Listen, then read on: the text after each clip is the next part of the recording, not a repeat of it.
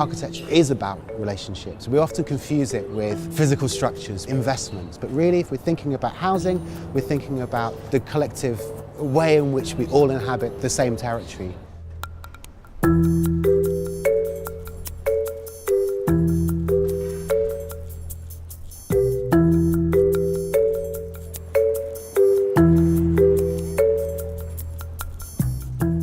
And one of the ideas at its heart is about the idea of sharing, or about how things can become perhaps more communal.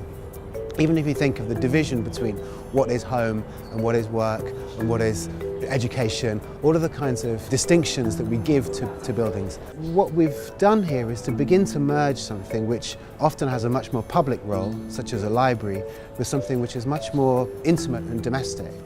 The library's role here is something between the grand libraries, but also the stack of books by the side of your bed. It's in that ground between the incredibly intimate and the incredibly public. Perhaps there's something else that we could discover.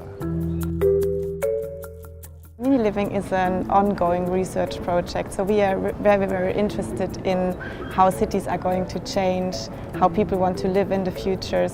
We would say that creative use of space is the future of living, and of course also the future of mini living. So that's where we come from. At Mini, it's all about minimalism also, I would say. The first car in 1959 was creative use of space, and we would say that you can adapt that topic to nearly every part of living.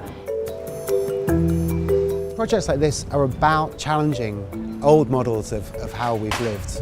And that can be controversial and it can be difficult to communicate. But if we were to perhaps challenge the kind of mechanisms through which homes are part of our lives, I think it would open up a tremendous range of new ways of living which would in fact provide us with far more delight, far more excitement, and indeed far more of the possibilities of the ways we would like to live.